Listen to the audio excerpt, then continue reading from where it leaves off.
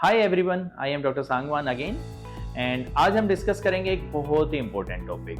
Hair fall से लाखों लोग परेशान हैं और इसके बहुत से कारण हैं। स्ट्रेस, न्यूट्रिशन, जेनेटिक्स, लेकिन सबसे इंपॉर्टेंट और पावरफुल फैक्टर है हॉर्मोन्स। हॉर्मोन्स हमारी बॉडी में बहुत यूजफुल भी हैं। वो ज़्यादा या कम होने से बहुत चीज़ें हो सकती हैं, लेकिन हेयर फॉल में तो इनका बहुत ही ज़्यादा रोल है। तो कौन कौन से हार्मोन किस तरह से अपने बालों को इफेक्ट करते हैं, कौन से हार्मोन बालों के लिए हेल्पफुल हैं, कौन से उनके हेयर फॉल को बढ़ाने में हेल्प करते हैं और कैसे उसको बेटर किया जा सकता है, आज हम इस पे डिस्कस करेंगे। लेकिन सबसे पहले हम डिस्कस करेंगे बालों की साइकिल।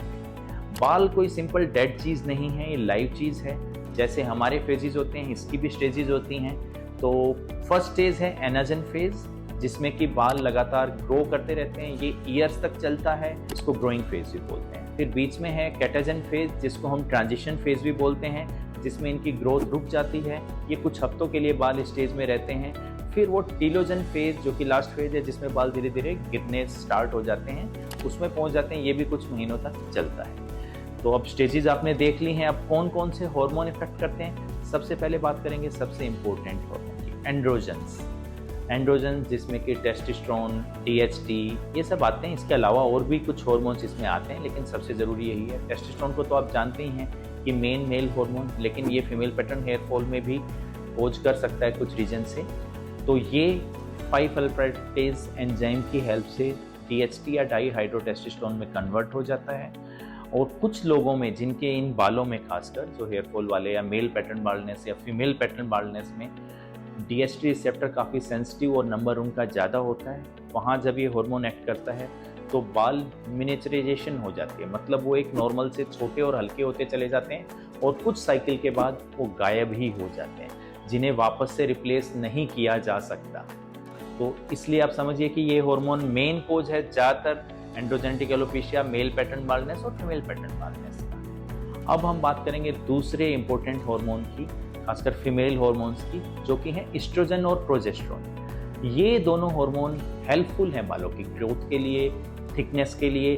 तो आप देखेंगे कि फीमेल्स में even after 18 year of age के बाद भी बाल लंबे और मोटे और घने बने रहते हैं। कई लोगों में तो इसकी मोटाई, कई फीमेल्स में तो बढ़ती हुई भी देखी गई है बालों की मोटाई। और जैसे ही आपने देखा होगा कि प्रेगनेंसी में जो बाल हैं ज़्यादा स्ट्रॉन्ग और मजबूत हो जाते हैं, क्योंकि उसमें एस्ट्रोजन सबसे ज़्यादा पीक पर होता है। और जैसे ही वो कम होता है तो फिर से वापस बाल गिरने स्टार्ट हो जाते हैं। सेम प्रोजेस्टेरोन डीएचटी को कम करने में बहुत हेल्पफुल है, तो ये भी बालों को प्रोटेक्ट करता है। दोनों फीमेल हार्मोन एक तरह से बालों को अच्छा और गहरा बनाए रखते हैं, और जब किसी में ये कम हो जाते हैं तो हमें बाहर से भी देने पड़ते हैं। अब तीसरा एक बड़ा इंपॉर्टेंट हार्मोन है थायराइड हार्मोन। सबने सुना होगा। बड़ी अजीब बात यह है कि थायराइड हार्मोन ज़्यादा हो जाए हाइपरथायराइडिज्म, या कम हो जाए हाइपोथायराइडिज्म, दोनों केस में हेयर फॉल होता है। तो हाइपरथायराइडिज्म में बाल आपके थिन हो जाते हैं और जल्दी जाने लगते हैं। हाइपोथायराइडिज्म में वो ड्राई हो जाते हैं, ब्रिटल हो जाते हैं और बहुत जल्दी टूटने लगते हैं। तो इसका बैलेंस बरकरार रखना बहुत ज़रूरी है, और जब भी आपको कोई ऐसा लगता है, थायराइड का टेस्ट बड़ा ज़रूरी बन जाता है। फिर हम आते हैं चौथे और इम्पोर्टेंट हार्मोन, जो कि है इंसुलिन या मेटाबॉलिक हार्मोन्स। अब आप कहेंगे इंसुलिन तो मेटाबॉलिक हार्मोन है, इसका बालों में क्या रोल है? तो आप समझिए कि बहुत से मेटाबॉलिक सिंड्रोम हैं, ओबीज मेल हैं, पॉलीसिस्टिक ओवेरियन सिंड्रोम में तो सबने ही सुना होगा। इसमें इंसुलिन हार्मोन की रेजिस्टेंस ज़्यादा हो जाती है, जिससे एंड्रोजन हार्मोन्स बढ़ जाते हैं। अगेन ये मेल पैटर्न और फीमेल पैटर्न हेयर लॉस का कोज बनते हैं फीमेल्स में, तो हमें ये हार्मोन भी बहुत ज़रूरी है। अब हम आते हैं फिफ्थ रीजन या फिफ्थ हार्मोन, जिसको हम स्ट्रेस हार्मोन बोलते हैं। बहुत ज़्यादा स्ट्रेस लेने से हमारी बॉडी में कोर्टिसोल हार्मोन इंक्रीज कर जाता है, जिससे वेट गेन हो सकता है, आपकी भूख बढ़ सकती है और हेयर फॉल एकदम से बढ़ सकता है। इसमें क्या होता है कि आपकी जो साइकिल है, एनाजन जो फेज था उसका, वो तुरंत से शॉर्ट हो जाता है। नॉर्मल वो ईयर्स में होता है, इसमें वो मंथ में हो जाता है। तो आपके बाल जल्दी ही टीलोजन में चले जाते हैं और वो गिर जाते हैं। इसको हम टीलोजन एफ्लूवियम भी बोलते हैं। तो आपने देखा होगा कि कोई सीवियर इलनेस होगी, इमोशनल स्ट्रेस होगी, या इन सब केसेस में आपका हेयर फॉल क्यों बढ़ जाता है? कोर्टिसोल की वजह से। अब सिक्स्थ, इसके अलावा भी और भी कई हार्मोन्स हैं जो बहुत ज़रूरी हैं, जैसे कि ग्रोथ हार्मोन। यदि इसकी डेफिशिएंसी होगी तो बालों की कभी भी उतनी लंबाई और थिकनेस होगी नहीं। कई लोगों में तो ग्रोथ हार्मोन की डेफिशिएंसी से बियर्ड या बाकी बॉडी के हेयर्स भी नहीं आते हैं। फिर है मेलेटोनिन।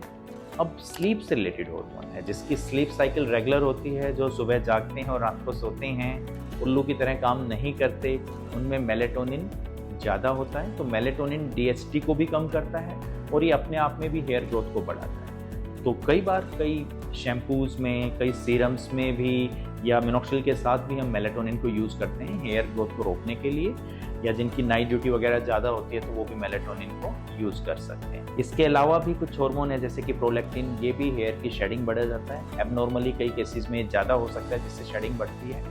तो अगली बार से जब भी आपको हेयर फॉल ज़्यादा होता है तो आप सिर्फ गूगल पे सर्च करके मल्टीविटामिन्स गमीज़ खा के या किसी ऐड को देख के सीधे ही सॉल्यूशन लेके ही अपनी कोशिश मत कीजिए।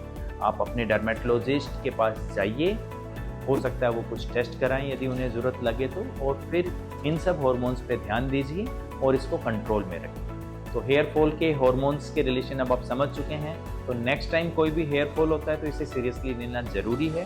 Thank you.